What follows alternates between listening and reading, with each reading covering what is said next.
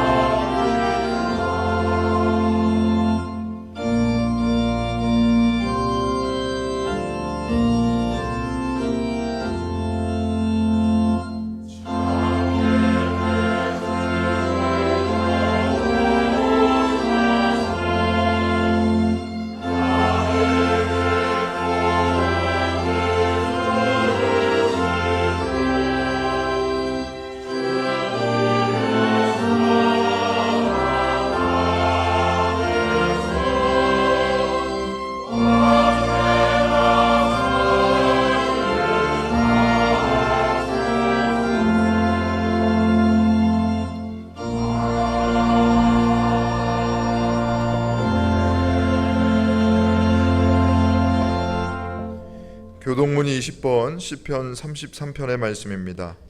너희 의인들아 여호와를 즐거워하라. 찬송은 정직한 자들이 마땅히 할 바로다.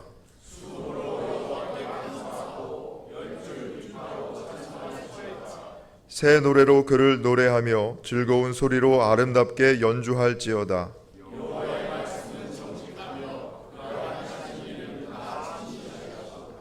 그는 공의와 정의를 사랑하시며 세상에는 여호와의 인자하심이 충만하도다.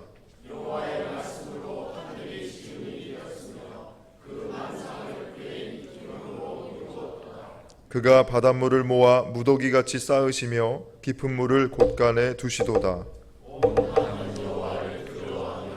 세상의 모든 거민들은 아멘. 하나님은 통회하는 마음으로 나오는 사람들을 물리치지 않으십니다. 이제 우리들의 죄를 뉘우치고 고백합시다.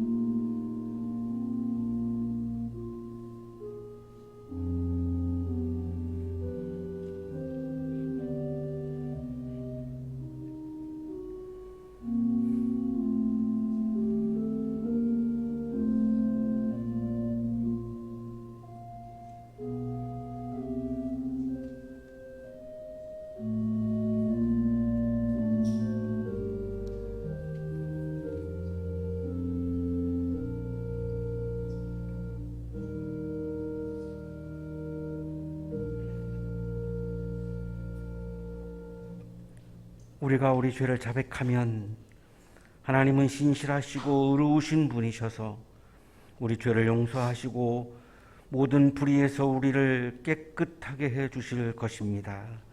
아멘.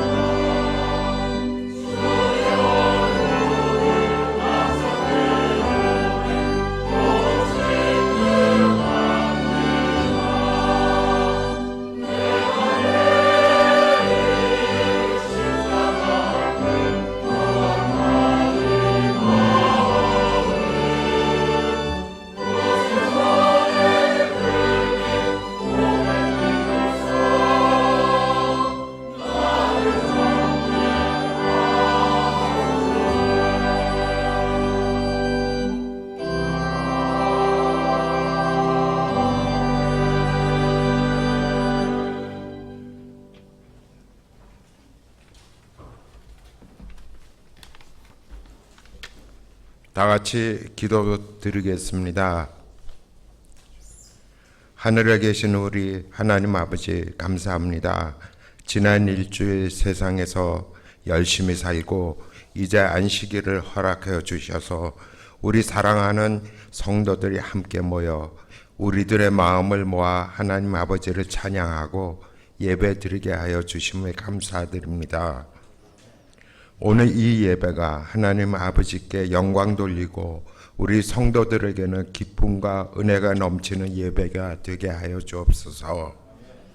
오늘도 많은 비가 오고 있습니다. 이미 많은 비로 인하여 많은 사람들이 희생되어 우리를 안타깝고 슬프게 합니다. 이제 더 이상 이런 안타까운 일들이 일어나지 않기를 기도드립니다. 지금 세계는 가뭄, 홍수, 이상기후 등으로 수많은 사람들이 희생되고 고통받고 있습니다. 하나님께서 창조하여 주신 이 아름다운 지구를 우리 인간의 욕심으로 파괴한 결과입니다. 하나님, 저희들의 욕심의 죄를 용서해 주시옵고 저희들이 이제부터라도 당신의 창조물인 지구를 아끼고 재건하여 원래의 모습 그대로 우리 후손들에게 물려줄 수 있게 하여 주옵소서. 세상의 인간들은 오늘도 서로 사랑하기보다는 미워하고 오해하고 반목하고 증오하고 있습니다. 이런 사회에 수많은 사람들이 절망하고 좌절하고 방황하고 있습니다. 하나님 아버지, 우리들을 사랑하사 우리들에게 이웃을 사랑하고 이해하고 품어줄 수 있는 능력을 주시옵고 이웃 사랑을 실천할 수 있는 능력을 허락하여 주옵소서. 그리하여 사랑의 실천을 말로만 읊조리는 우리가 아니라 실제 행동으로 몸과 마음이 힘든 내 주위의 이웃들을 사랑할 수 있는 진정한 사랑의 실천을 행할 수 있게 하여 주옵소서. 오늘도 이 예배를 오로지 주관하여 주시는 주님, 오늘 예배를 인도하여 주시고 주님의 말씀을 우리 가슴에 새겨주시고 말씀에 의해 우리가 변화할 수 있게 하여 주시는 목사님과 함께 하여 주시고 오늘의 아름다운 예배를 준비해 주신 오 목사님, 박 간사님 그리고 청년부 성도들을 축복해 주시고 하나님께 바치는 아름다운 신앙 고백인 성가대의 찬양을 기쁘게 받아주시고 지휘자, 반주자 그리고 성가대원들을 축복하여 주옵소서. 이 예배를 오로지 주님께서 주관하여 주시옵고 이 모든 말씀을 우리 주 예수 그리스도의 이름으로 기도드리옵나이다. 아멘.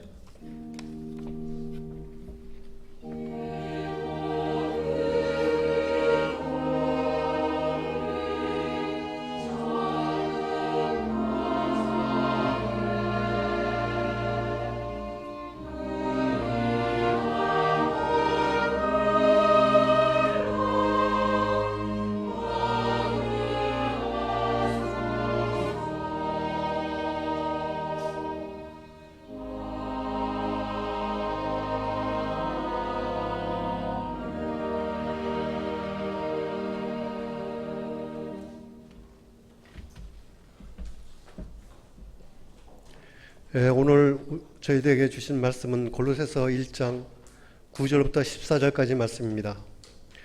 그러므로 우리가 여러분이 소식을 들은 그날부터 우리도 여러분을 위하여 쉬지 않고 기도합니다. 우리는 하나님께서 여러분에게 모든 신령한 지혜와 총명으로 하나님의 뜻을 아는 지식을 채워주시기를 빕니다. 여러분이 주님께 합당하게 살아감으로써 모든 일에서 그분을 기쁘게 해드리고 모든 선한 일에서 열매를 맺고 하나님을 점점 더 알고 하나님의 영광이 권능에서 오는 모든 능력으로 강하게 되어서 기쁨으로 끝까지 참고 견디기를 바랍니다. 그래야 성도들이 받은 상속의 몫을 차지할 자격을 여러분에게 주신 아버지께 여러분이 빛 속에서 감사를 드리게 되기를 우리는 바랍니다. 아버지께서 우리를 암흑의 권세에서 건져내셔서 자기의 사랑하는 아들의 나라로 옮기셨습니다. 우리는 그 아들 안에서 구속 곧 죄사함을 받았습니다. 서신서의 말씀입니다.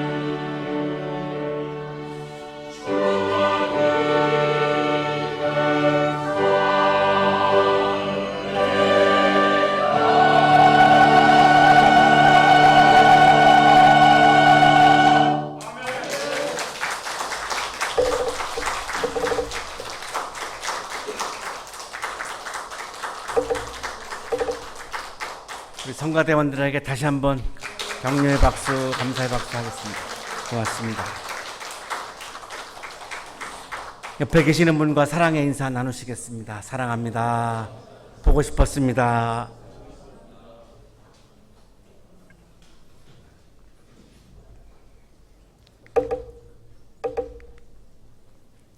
우리 기독교에서 가장 강조하는 것 중에 하나가 믿음이라고 하는 것입니다. 고린도전서 13장 13절에 믿음, 소망, 사랑 이 세 가지는 매우 중요하다. 근데 그 중에 제일은 사랑이다. 너무 유명한 말씀이고 우리가 잘 알고 있지만 이런 말씀이 있음에도 불구하고 우리 기독교에서는 사랑보다는 믿음을 더 강조하는 것이 사실입니다. 16세기의 이 종교 개혁자들도 오직 믿음 이렇게 구호를 외치면서 믿음을 강조했고 그 구호는 지금까지도 우리 한국 교회에도 계속해서 이어지고 있다고 그렇게 생각이 되어집니다. 그 정도로 믿음을 중요하게 여깁니다. 믿음이란 무엇일까? 옥스퍼드 아메리칸 사전에는 믿음을 다음과 같이 정의하고 있습니다. 누군가의 진술을 진실로 여기다. 우리가 오병이어의 기적을 믿는다 이렇게 말합니다. 오병이어의 기적을 안다라고 말하지 않습니다. 그 이유는 불확실하기 때문입니다. 오늘 비가 오는 것을 우리는 안다라고 말하지 오늘 비가 오는 것을 믿는다라고 말하지 않습니다. 비가 오고 있는 것은 너무나 확실하기 때문입니다. 확실한 것을 내가 받아들이는 것을 우리는 안다라고 말하고 불확실한 건데도 불구하고 받아들일 때 우리는 그것을 믿는다 이렇게 말을 합니다. 17세기 이전에 영어에서는 믿다라고 하는 이 believe라고 하는 동사는 사람에게만 적용을 했고 사건이나 진술에는 적용하지 않았습니다. 그러니까 17세기 이전에 영어에서는 예수님을 믿는다라고 하는 표현은 존재했지만 오병이어의 기적을 믿는다라고 하는 표현은 존재하지 않았습니다. 사람을 대상으로 할 때만 사용했습니다. 그리고 믿다라는 동사와 사랑하다라고 하는 동사가 동의어였습니다. 17세기 이전에 그랬습니다. 믿다라는 동사는 believe고 사랑하다라고 하는 동사는 belove죠. 아주 유사하죠. 그러니까 믿는다, 내가 예수님을 믿는다라고 하는 말은 예수님을 사랑한다는 말과 같은 의미였습니다.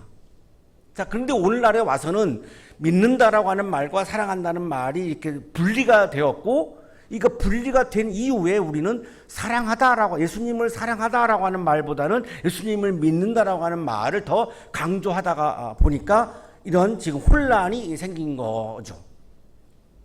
오늘날 우리는 믿음과 신앙을 동의어로 사용하고 있습니다. 신앙은 그러면 뭘까? 믿음은 우리가 앞에서 살펴본 것처럼 불확실한 것까지도 내가 그거를 사실이라고 받아들이는 것을 믿음이라고 우리가 규정을 한다면 그러면 신앙은 또 뭘까? 신앙의 의미를 살펴보면 옛날에는 이 신앙의 의미가 믿음과는 조금 의미가 다릅니다. 똑같지 않습니다. 신앙에 해당하는 라틴어가 피델리타스인데 이 의미를 보면 신앙의 의미가 아주 잘 나타나 있습니다. 이 피델리타스라고 하는 말의 의미는 신의, 신실함, 충실함 이런 걸 의미합니다. 그러니까 신앙은 내가 불확실한 것을 받아들인다라고 하는 것이 아니라 신앙이라고 하는 것은 내가 하나님께 집중하는 것, 하나님과의 관계에서 내가 신실한 존재가 되는 것, 내가 일상생활을 하면서 하나님의 뜻을 따라서 살아감으로 하나님에게 충성하는 것, 이것을 신앙이라고 부릅니다. 같은 것 같지만 굉장히 다르죠. 내가 신앙이 좋다라고 하는 말은 내가 굉장히 하나님께 충성하면서 살고 있다라고 하는 의미입니다. 내가 믿음이 좋다라고 하는 말은 성경에 있는 진술들을 참 믿기 어렵지만 그럼에도 불구하고 내가 그거를 받아들인다라고 하는 의미가 강한 거죠. 이런 구분이 되었었던 건데 17세기 이후에 이것이 이제 이렇게 동의어처럼 되어지면서 약간 우리들에게 지금 혼란을 주고 있습니다. 어쨌든 하나님께 집중하고 하나님께 충실하고 하나님께 신실하게 살고 하나님께 내가 충성하면서 살면 그것이 내가 신앙 안에서 살아가는 것인데 그러면 그 결과는 뭔가 불안과 걱정이 사라진다는 겁니다. 그리고 하나님 나라의 기쁨이 가득해진다는 겁니다. 그래서 복음서에서 예수님은 계속해서 걱정하지 말아라. 걱정하지 말아라. 믿음이 적은 사람들아, 걱정하지 말아라. 계속 반복하죠. 어떤 분은 신앙의 반대는 걱정이다, 신앙의 반대는 불안이다라고까지 말을 하는 저 이유는 바로 여기에 있습니다. 믿음의 차원에서 보면은 이해하기가 어렵지만 하나님께 충실하고 신실한 신앙의 차원에서 보면 신앙의 반대는 걱정과 불안이다라고 하는 말이 이해가 확 되어집니다.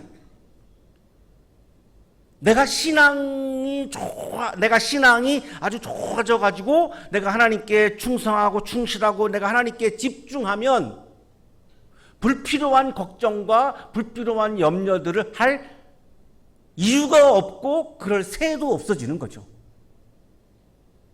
그래서 오늘 골로새서 성서일과 본문이 강조하는 것은 믿음보다는 신앙의 차원에서 우리에게 말씀하고 있는 것으로 그렇게 받아들이면 좋을 것 같습니다. 신약 구사가 마쿠스 모그는 믿음과 신앙을 구분하는 사람입니다.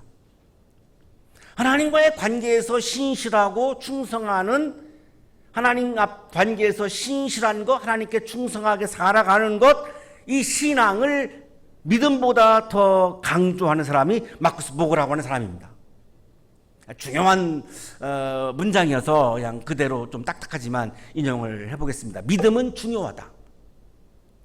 믿음이 중요하지 않다라고는 말하지 않습니다. 믿음은 중요하다. 하지만 올바른 것을 믿는 것만이 전부라고 생각해서는 안 된다. 신앙은 그보다 훨씬 더 깊은 마음의 움직임, 우리 내면 심층에 자리한 자아가 움직이는 것이다. 믿음은 믿기 어려운 그런 사실들을, 진술들을 내가 사실과 진실로 받아들이는 건데, 신앙은 내 내면에 있는 나의 자아가 하나님을 향해서 하나님께 집중하고 하나님과의 관계에서 신실한 사람이 되고 일상생활 속에서 내가 하나님께 충성하는 삶을 살아가는 믿음보다 훨씬 더 중요한 것이다. 이렇게 설명합니다. 그리스도교 신앙은 예수를 통해 알 수 있는 하나님에게 충성을 바치는 것, 그 하나님을 신뢰하는 것이다. 오병이의 기적을 신뢰하는 것이 아니라 하나님을 신뢰하는 것이 신앙이다. 마쿠스 모그는 이렇게 우리들에게 설명을 해줍니다. 오병이의 기적이 사실이냐 아니냐 이거를 여러 가지 막 고민하다가 어느 순간 내가 그거를 사실로 받아들이게 되었습니다. 굉장히 기쁜 일이죠. 그거보다 더 중요한 것은 하나님을 신뢰하는 것이다. 오병이의 기적을 신뢰하는 노력을 하다가 하나님을 신뢰하는 것을 놓칠 수 있다는 겁니다. 우리들의 마음과 우리들의 관심이 하나님을 향해야지 어떤 하나의 사건을 향하다가 보면 그 사건에 내가 매몰되다 보면 가장 중요한 하나님을 놓칠 수 있기 때문에 마쿠스 모그는 믿음과 신앙을 구분하면서 우리들에게 신앙이 더 중요하다라고 우리들에게 굉장히 강조해 줍니다. 오늘의 성서일과 본문은 성서에 기록되어 있는 내용들, 진술들을 지적인 차원에서 이것이 사실이구나 라고 받아들이는 그런 믿음의 차원보다는 나의 존재가 하나님과의 관계 안에서 신실한 존재가 되고 일상 속에서 내가 하나님께 충실한 삶을 살고 하나님께 내가 충성하는 삶을 살아가는 그 신앙을 어떻게 하면 성장시킬 수 있는가? 믿음보다는 이 신앙을 성장하게 하는 방법에 관한 말씀입니다. 이렇게 하면 우리들의 신앙이 성장할 수 있다는 것입니다. 골로새는 지도에서 보시는 바와 같이 터키, 지금으로 말하면 터키 남부에 위치하고 있고 에베소라고 하는 그 유명한 도시 남쪽에 있는 작은 도시입니다. 이 골로새에 교회가 세워졌고 여기서 목회한 분은 에바브라라고 하는 사람이고 바울은 여기서 목회하지는 않았습니다. 감옥에 있을 때 에바브라가 와서 골로새 교회에 대해서 전해 주었습니다. 들어보니 그 소식이 아주 좋아요. 골로새 교회 성도들이 굉장히 아주 열심이고 신앙이 날로 성장하고 있고 너무너무 좋은 소식을 전해줘서 바울이 굉장히 마음이 기뻤습니다. 그런데 이 거짓 교사들이 나타나가지고 거짓 교리를 가르치면서 이 성장하고 있는 골로새 교회 성도들의 신앙의 성장이 멈추었고 성장이 굉장히 방해받고 있다라고 하는 겁니다. 그 이야기를 듣는 순간 바울이 굉장히 마음이 아픈 거죠. 그 거짓 고사들만 아니면 계속해서 이 골로새 교회 성도들이 성장을 해서 하나님께 더 충성하면서 하나님 나라의 기쁨이 가득한 삶을 살아갈 수 있는데 이 거짓 고사들 때문에 복음이 훼손되고 신앙이 훼손되면서 신앙의 성장이 멈춰버렸기 때문에 굉장히 안타까운 겁니다. 그래서 사도 바울이 감옥에서 골로새 교회 교인들을 격려하고 싶은 겁니다. 계속해서 지금처럼 신앙이 성장할 수 있도록 격려하고 싶은 거예요. 그래서 기도를 합니다. 감옥에서. 이거를 이제 중보 기도라고 하죠. 그 중보 기도를 하는 중보 기도문이 오늘 성서일과 본문입니다. 전체적으로는 이 골로새 교회 성도들을 격려하려고 쓴 것이 골로새서인데 그 중에 오늘의 성서일과 본문은 중보 기도한 바울이 골로새 교회 성도들을 위해서 중보 기도한 기도문입니다. 이 거짓 교사들은 철학, 사람들의 전통, 세상의 유치한 원리 등을 가지고 복음을, 주님의 말씀을, 예수님의 말씀을 훼손시켰습니다. 누가 철학이나 헛된 속임수로 여러분을 노예물로 삼을까 조심하십시오. 그런 것은 사람들의 전통과 세상의 유치한 원리를 따라하는 것이요 그리스도를 따라하는 것이 아닙니다. 신앙은 그리스도를 따르는 것인데 거짓 교사들이 가르치는 이러한 철학, 속임수, 사람들이 만들어 놓은 전통, 세상의 유치한 원리, 처세술 이런 거를 따라가다가 보면 예수님을 따라갈 수가 없어서 신앙이 성장할 수 없다라고 골로새서 2장 8절에서 사도 바울이 이야기를 합니다. 자, 그래서 바울이 이제 중보 기도를 하게 되는 겁니다. 이런 배경에서 거짓 교사들은 그리스 철학 그리고 유대주의 철학이라고도 부를 수 있을 것 같은데요. 이러한 아주 혼합된 이런 교리를 만들어서 골로새 성도들에게 가르쳤는데 워낙 이 말재주가 뛰어나다고 할까요? 이렇게 아주 이렇게 누군가가 말을 하면 막 빨려 들어가는 그런 분들이 계시죠. 이렇게 앞에서 누가 말씀하면 또 이렇게 수다 같은 거를 하면 나도 모르게 막 빨려 들어가는 그런 재능을 가진 분들이 있지 않습니까? 이 거짓 교사들이 바로 그런 사람들이어서 내용을 분석하기 전에도 이 사람들이 막 골로새 교회 성도들이 이게 막 빨려 들어가는 겁니다. 그리스 철학과 막 유대주의 철학을 막 혼합시켜가지고 막 얘기하니까 굉장히 있어 보이기도 하고 막 좋아 보이는 거죠. 그러니까 막 빨려 들어가는 거죠. 예수님의 말씀보다 그리스 철학과 유대주의 철학을 더 우선하는 사람들입니다. 그리고 유대인들의 전통, 그리스 전통, 이거를 예수님의 말씀보다 더 우선하는 사람들입니다. 그리고 세상에서 내가 잘 살기 위해서 필요한 원리들, 처세술들 이런 것들을 막 강의하니까 사람들이 빨려 들어갈 수밖에 없습니다. 그러니까 예수님은 뒷전으로 밀려나고 예수님의 말씀은 이제 그냥 뒷전으로 밀려나다 보니까 신앙이 더 이상 성장할 수가 없었고 그 안타까운 마음에 이제 사도 바울이 지금 감옥에서 기도를 하고 중보 기도를 하고 그 중보 기도문이 바로 오늘의 성서 1과 본문인 건데 이 기도 중보 기도의 내용이 골로새 교회 성도들의 신앙의 성장을 위해서 기도한 겁니다. 그러니까 이 기도문을 우리가 잘 살펴보면 어떻게 하면 우리들의 신앙이 성장할 수 있는가를 이 기도문에서 발견할 수 있는 거죠. 요약하면 이런 겁니다. 신앙이 성장하는 방법은 하나님의 뜻을 아는 지식을 채워야 한다. 그리고 이 하나님의 뜻을 이제 알았으면 아는 것으로 그치면 안 되고 그것을 사랑을 실천해서 열매를 맺어야 한다. 아는 것만으로는 열매가 없다. 그러니 그 말씀을 특히 사랑에 가르쳐 주신 사랑의 실천을 실천해서 열매를 맺어야 한다. 그래야 내 믿음이 성장한다. 그리고 어려움이 다가올 때 골로새 교회 성도들도 지금 어려움을 당하고 있고 우리도 살면서 굉장히 많은 어려움을 당하면서 살아가고 또 지금 집중호우로 많은 분들이 또 아주 심한 어려움을 당하고 있습니다만 이거를 우리가 뭐 피할 수는 없습니다. 살아가면서 우리 모두가 다 어려움을 당하게 되는데 그 어려움 앞에서 기쁨의 영성으로 인내하고 그 기쁨의 영성으로 감사해라. 그 기쁨의 영성과 감사의 영성을 성장하게 해라. 그때 우리의 신앙이 성장할 수 있다. 요약하면 이렇습니다. 오늘 성서일과 본문을 이렇게 시작합니다. 그러므로 우리가 여러분의 소식을 들은 그날부터, 감옥에서 이제 에바브로로부터 들은 거죠. 우리도 여러분을 위하여 쉬지 않고 기도합니다. 계속해서 바울은 고린도 교회 성도들의 성장을, 신앙의 성장을 위해서 중보 기도한다는 걸 이제 밝히는 거죠. 우리는 하나님께서 여러분에게 이제 기도문입니다. 우리는 하나님께서 여러분에게 모든 이 9절부터 14절까지가 그리스 성서에서는 한 문장입니다. 한 문장으로 이루어져 있는 기도문입니다. 우리는 하나님께서 여러분에게 모든 신령한 지혜와 총명으로 하나님의 뜻을 아는 지식을 채워주시기를 빕니다. 어떤 분들은 우리가 신앙의 성장을 위해서는 지식은 필요 없다 이렇게 주장하시는 분들도 있는데 골로새서 1장 9절은 그렇게 말씀하지 않습니다. 지식이 중요하다고 말씀합니다. 신앙을 성장하게 하는 방법 첫째는 하나님의 뜻을 아는 지식을 채워야 가능하다는 겁니다.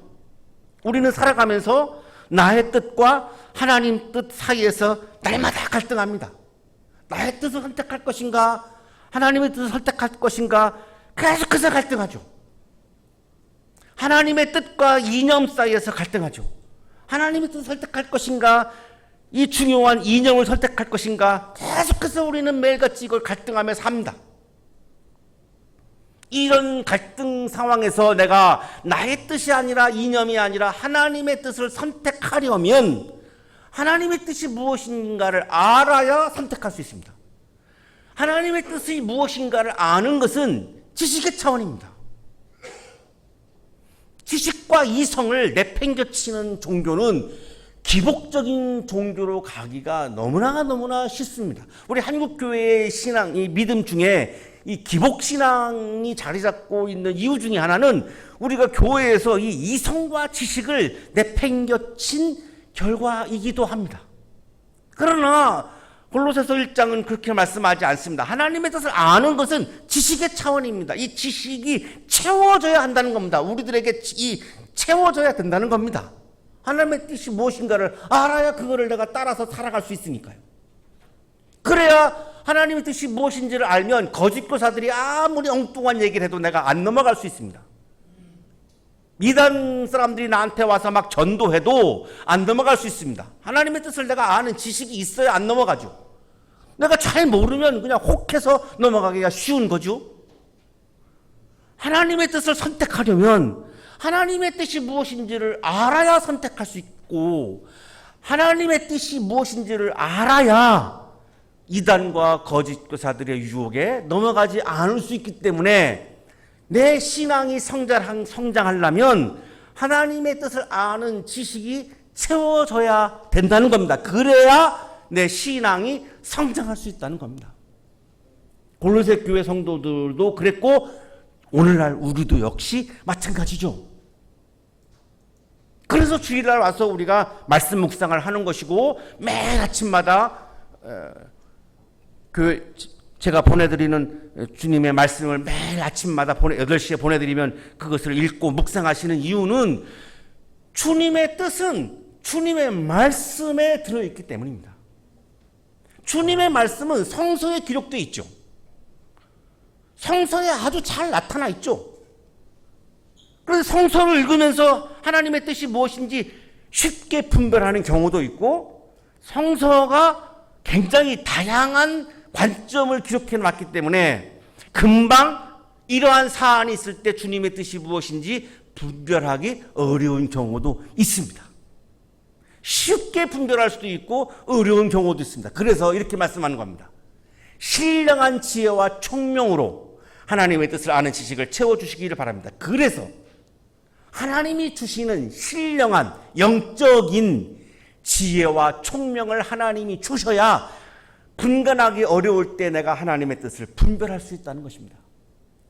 지혜와 총명이 반드시 내 안에서 성장해야 한다는 겁니다. 지혜와 총명이 내 안에서 자라나야 내 신앙이 성장할 수 있다는 겁니다. 그래야 내가 하나님과의 관계에서 신실한 존재가 될 수 있고 일상 속에서 하나님께 충실하고 충성하는 삶을 살아갈 수 있다는 거죠.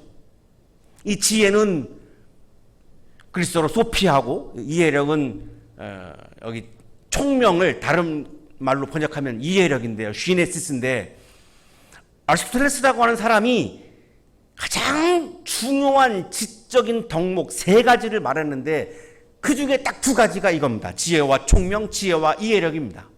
이걸 그대로 지금 이야기하고 있습니다. 빠져있는 3번째 지적 덕목이 분별입니다. 프로네시스입니다. 그래서 이거는 골로새서가 강조하기도 하지만 아리스토텔레스도 철학에서 굉장히 강조했던 거죠. 지혜와 총명. 이것이 있어야 우리가 지적인 판단을 할 수 있다는 겁니다. 지적인 판단을 하면서 살 수 있다는 겁니다. 마찬가지입니다. 하나님의 뜻이 무엇인지를 판단하려면 신령한 영적인 지혜와 총명을 하나님이 나에게 주셔야만 그걸 가지고 성서를 읽고 분별하기 어려울 때 분별하는 지혜가 생겨난다는 겁니다. 그때 내 신앙이 성장하는 순간이라는 겁니다. 신령한 지혜와 총명은 주님을 경외하는 사람들에게 주어지는 덕목이라고 잠언서도 그렇게 말씀하고 있습니다. 주님을 경외하는 것이 지혜의 근본이요 거룩하신 이를 아는 것이 슬기의 근본이다. 잠언서도 지식을 채우는 신령한 지혜와 총명으로 하나님의 뜻을 아는 지식을 채우는 것을 매우 강조하고 있습니다.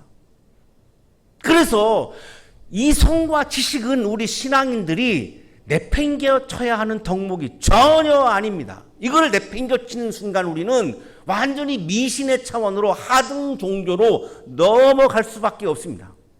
그래서 사도 바울도 지금 신앙이 성장하기 위해서는 신령한 지혜와 총명, 하나님을 아는 지식, 하나님의 뜻을 분별하는 지식을 채워라라고 그렇게 강조합니다. 그래서 하나님의 뜻을 알았습니다. 그럼 그 다음에는 2번째 신앙이 성장하는 방법 2번째를 이제 기도하는데요. 말씀하는데요. 그거는 그 하나님의 뜻을 알았으면 그거를 실천하는 겁니다. 그거를 뭐라고 말씀하냐면 주님께 합당하게 삶을 사는 것 이렇게 말씀합니다. 하나님의 뜻이 뭔지를 알았죠? 그러면 내가 내 뜻을 내려놓고 이념을 내려놓고 하나님의 뜻을 내 마음에 채워서 그 하나님의 뜻을 따라서 내가 일상 속에서 살아가는 겁니다. 이거를 바울은 주님께 합당한 삶이다라고 표현을 합니다. 우리는 살아가면서 이렇게 하면 나에게 이익이 오겠지, 이렇게 하면 나의 욕망이 채워지겠지라고 하는 욕망에 합당한 삶과 주님께 합당한 삶 사이에서 갈등하며 살아갑니다. 일반인들은 이 갈등을 안 하겠지만 우리 신앙인들은 당연히 갈등할 수밖에 없습니다. 나에게 이로운 삶과 주님의 말씀에 합당한 삶이 일치할 때는 문제가 없는데 이것이 일치하지 아니고 충돌할 때는 잠깐이라도 고민하지 않을 수가 없죠. 그 고민하다가 때로는 나의 이익에 합당한 삶을 선택하기도 하고 때로는 주님께 합당한 삶을 선택하기도 합니다. 자, 그런데 사도 바울이 강조하는 것은 이때 주님께 합당한 삶을 선택을 하면 하나님을 기쁘게 해드리게 되어서 내 내면에도 하나님 나라의 기쁨이 충만하게 된다라고 강조하는 겁니다. 이 상태가 신앙이 성장한 상태라고 지금 얘기하는 겁니다. 주님께 합당한 삶을 살아가는 것은 지식의 차원이 아닙니다. 이거는 실천과 행동의 차원입니다. 믿음은 중요하고 행위는 중요하지 않다라고 하는 우리 한국교회가 강조하는 것도 사실 재검토 이제 해야 합니다. 분명히 실천과 행동을 이렇게 강조하죠. 그냥 아는 것만으로 끝나서는 안 된다고 강조하잖아요.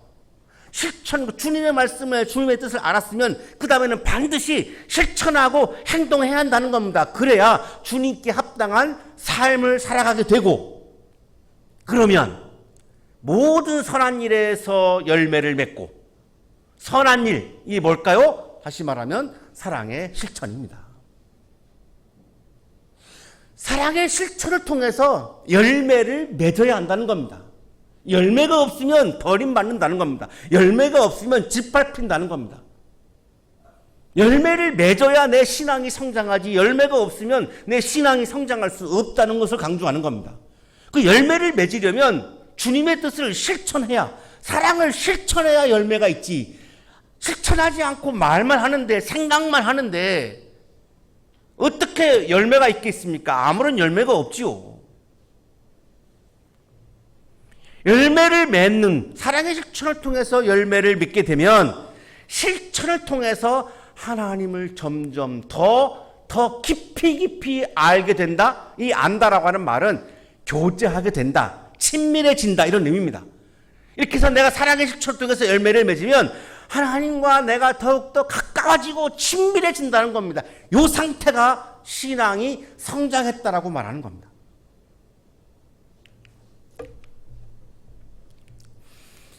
신앙이 성장하는 방법 세 번째를 11절에서 말씀하는데요. 어려움이 다가올 때, 지금 골로새 교회 성도들도 지금 어려움을 맞이했습니다. 거짓교사들 때문에. 우리가 살면서 여러 가지 각자 많은 어려움을 경험하면서 살아오는데 피할 수 없지요? 이때 어떻게 해야 하느냐? 신앙이 성장하려면 원망하고 불평하고 포기하고 절망해서는 신앙이 성장할 수 없다는 것입니다. 어려움 앞에서 내가 해야 하는 것은 기쁨으로 인내하라는 겁니다. 제가 굉장히 여러분 강조드리고 있는 말씀 중에 하나인데요. 내 안에 하나님과 교제하는 기쁨이 가득 채워지면, 하나님 나라의 기쁨이 가득 채워지면 세상이 주는 아픔과 어려움을 이 기쁨으로 이길 수 있다. 굉장히 제가 여러분 강조하는 그런 부분인데요. 기쁨으로 그 어려움을 이겨내라는 겁니다. 어떻게 이겨낼 겁니까? 내가 가지고 있는 능력으로 어찌할 수 없는 일들이 너무나 많은데 어떻게 할 겁니까? 그래서 원망하고 불평하면은 상황이 달라질 것도 아니고, 내 마음에 하나님께 집중하고 하나님께 신실하고 하나님께 충성해서 하나님과의 관계에서 오는 기쁨, 이걸 다시 말하면 하나님 나라의 기쁨입니다. 이 하나님 나라의 기쁨을 가득 채우면 세상에서 오는 기쁨을 내가 이거를 이겨낼 수 있죠. 이거를 지금 기쁨으로 끝까지 참고 견디기를 바랍니다. 이렇게 지금 사도 바울은 중보기도 하는 거죠. 그 다음에 나오는 게 12절인데 12절이 뭐냐면 감사입니다. 기쁨으로 인내하고 기쁨으로 어려움을 이겨내면 그때 감사가 가득해진다는 거죠. 여기 영광이라고 하는 단어가 나오죠. 영광의 권능에서 오는 모든 능력으로 강하게 되어라.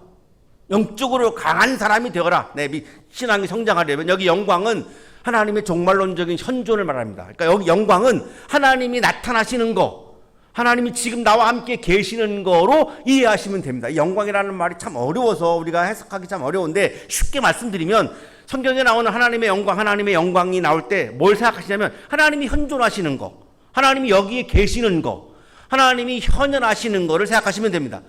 하나님이 현현하셔서 현존하시면 권능, 거기서 하나님의 힘과 능력이 나타납니다.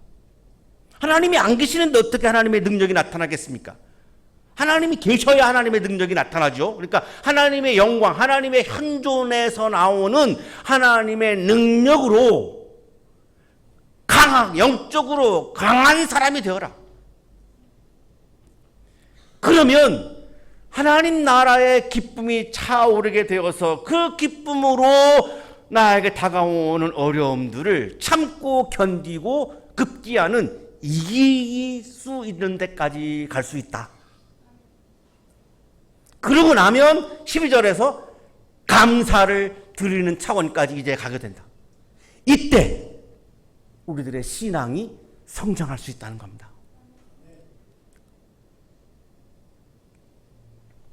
구바디스는 폴란드의 작가 생케비치의 장편 소설이고 노벨문학상 수상자인데 1951년에 미국이 머빈 로이 감독이 이거를 영화로 제작을 했습니다. 이 영화의 아주 인상 깊은 장면이 나오는데 찬송가에 관심이 많은 저로서는 그 장면을 정말 잊을 수가 없는, 어릴 때부터 그냥 제 머릿속에 박혀있는 장면이 하나 있습니다. 로마에 살던 이 그리스도인들이 죽음 앞에서, 사자 앞에서 화형시키는 이 기둥에 묶인 이 상황에서 기쁨의 노래와 찬송을 부르는 장면입니다. 로마 황제 네로가 신도시를 만들고 싶어가지고 로마에다가 불을 지르죠.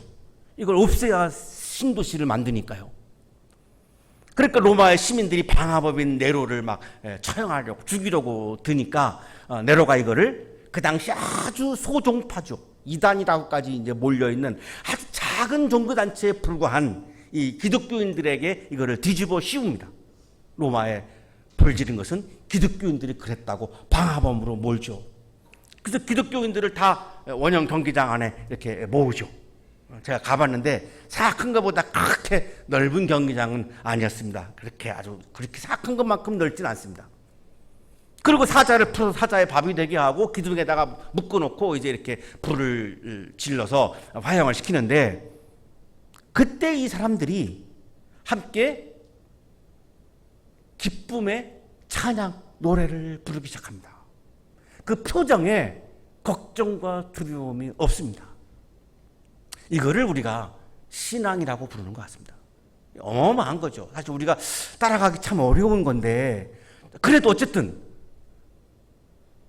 이 사람들이 보여준 바로 이거, 이런 어려움과 이런 절망 앞에서도 하나님께 집중하고 하나님과의 관계를 신실하게 유지하고 그냥 오로지 하나님께 집중하고 충성하면서 하나님을 기뻐하면서 그 기쁨의 노래를 부르는 그 장면, 이것이 바로 진정한 신앙을 우리들에게 보여주고 있는 것이고, 지금 기쁨의 영성과 감사의 영성으로 어려움을 이겨야 신앙이 성장한다라고 하는 이 바울이 지금 우리에게 주고 계시는 이 말씀에 아주 정확하게 들어맞는 그런 장면이라고 우리가 볼 수 있습니다. 그렇게 해서 우리들의 신앙이 성장하면 하나님께서 우리를 아들의 나라로 옮기십니다. 종말론적인 하나님 나라와 함께 지금 여기에서도 하나님 나라를 경험하게 된다는 겁니다. 그렇게 해서 우리들의 신앙이 성장하게 되면 우리는 어찌할 수 없는, 나로서는 도저히 해결할 수 없는 이 죄사함의 문제를 하나님께서 해결해 주시는 이 은혜와 은총을 경험하게 된다는 것입니다.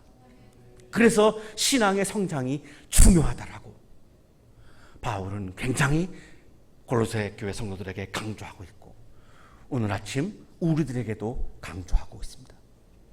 사랑하는 한양 가족 여러분, 신앙이 성장하는 방법은 하나님의 뜻을 아는 지식이 성장하는 겁니다. 그리고 하나님의 뜻을 행동으로 실천하는 것입니다. 하나님을 기뻐하는 영성으로 어려움 앞에서 인내하고 신앙이 성장하는 사람들에게 주시는 하나님의 나라를 경험하면서 감사드리는 것입니다. 하나님의 뜻을 아는 지식, 주님께 합당한 삶, 기쁨과 감사의 영성이 성장하셔서 여러분의 신앙이 성장하고 하나님과 더욱더 친밀해지고 하나님과의 관계에서 더 신실해지시고 일상에서 하나님께 더 충성하는 삶을 살아가는 아름다운 그리스도인이 되시기를 간절히 축원합니다.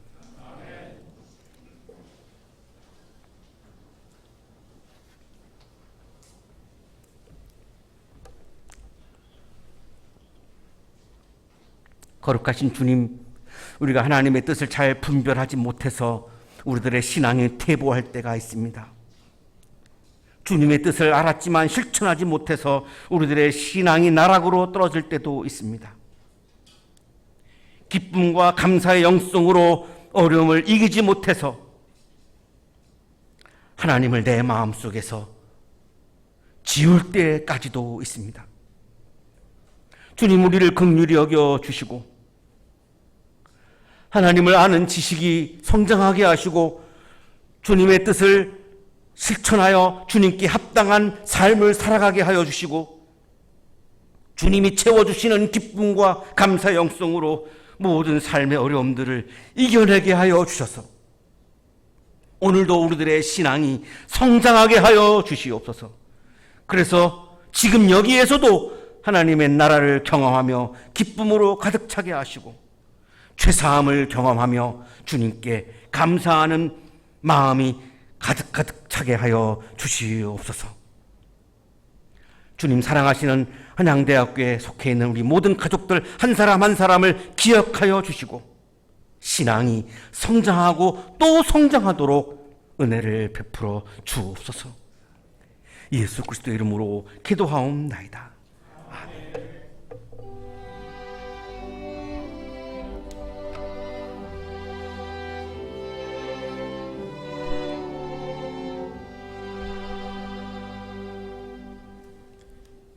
자, 교회 소식 알려드리겠습니다. 오늘은 성령 강림절 후 8째 주일입니다. 다음 주일은 성령 강림절 후 9째 주일로 해당 성서일과 본문은 누가복음 10장 38절에서 42절까지의 본문입니다.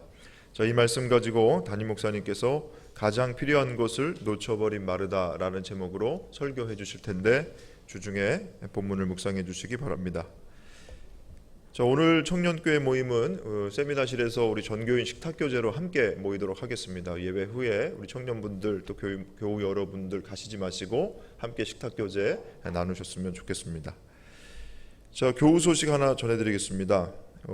우리 양일승 성도님 운영하시는 기업 주식회사 S바이오가 축산 경제신문에 이제 소개가 얼마 전에 되었습니다.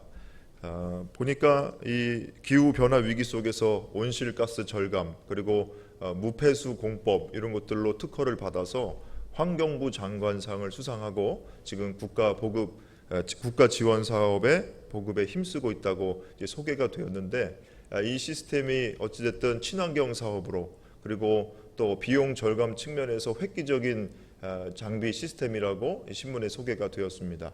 우리 양일승 성도님 운영하시는 이 기업과 또 교우 여러분들 운영하시는 사업장 모두가 하나님 뜻 안에서 정말 이 땅을 기름지게 하는 그런 사명 잘 감당할 수 있도록 우리 교우 여러분들 많은 기도와 격려해 주시길 바랍니다. 우리 다 함께 박수 한번 해주실까요? 네, 축하드립니다. 네.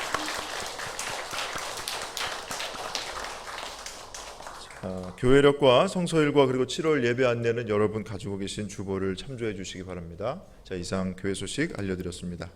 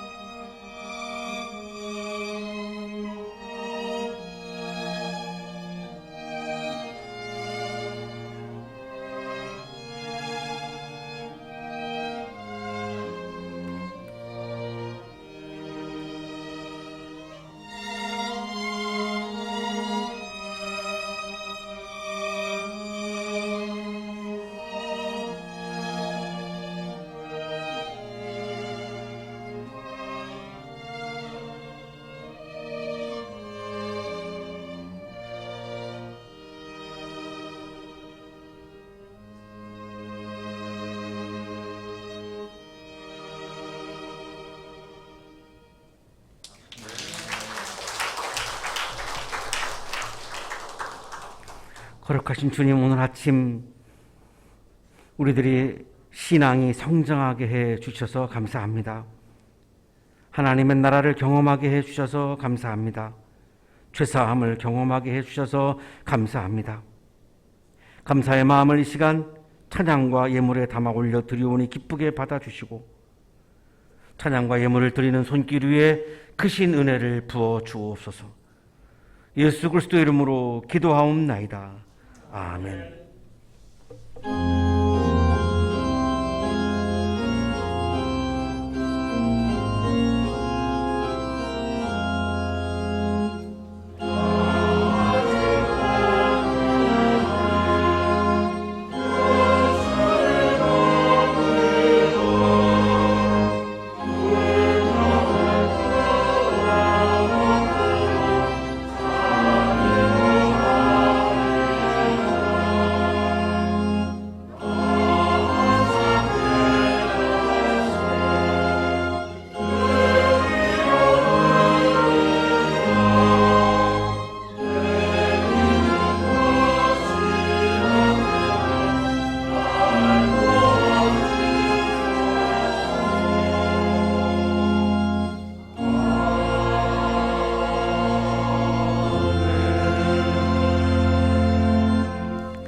이제는 우리에게 하나밖에 없는 생명까지도 아낌없이 사랑으로 나누어 주시는 예수 그리스도의 은혜와 오늘도 우리에게 말씀을 주시는 하나님의 사랑하심과 생명의 기운을 주시는 성령의 역사하심이 하나님의 뜻을 아는 지식을 채우고 주님께 합당한 삶을 살아가고 기쁨과 감사의 영성으로 어려움을 이겨내는 신앙의 삶을 살아갈 것을 다짐하고 또 다짐하며 세상을 향하여 힘차게 나아가는 우리 모든 한양 가족들의 삶 속에 지금부터 영원토록 함께 하시기를 간절히 축원하옵나이다.